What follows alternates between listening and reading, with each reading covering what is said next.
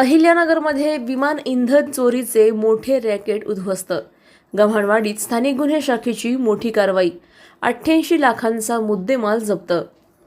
विमानाचे इंधन चोरून त्याचा काळा बाजार करणाऱ्या एका मोठ्या टोळीचा पर्दाफाश करण्यात अहिल्यानगर स्थानिक गुन्हे शाखेला यश आले आहे.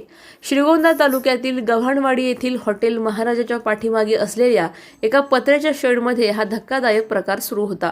पोलिसांनी तब्बल 88,58,770 रुपयांचा मुद्देमाल जप्त केला आहे.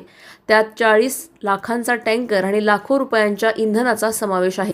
इंडियन ऑइल कंपनीच्या टँकरचे सील तोडून चोरट्या मार्गाने विमान इंधन ड्रममध्ये काढले जात असताना पोलिसांनी रंगेहात पकडले.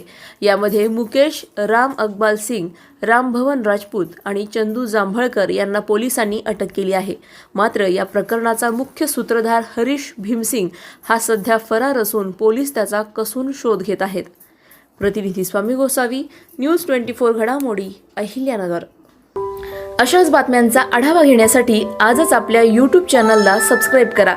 बातमी आवडल्यास लाईक करा आणि इतरांपर्यंत शेअर करा.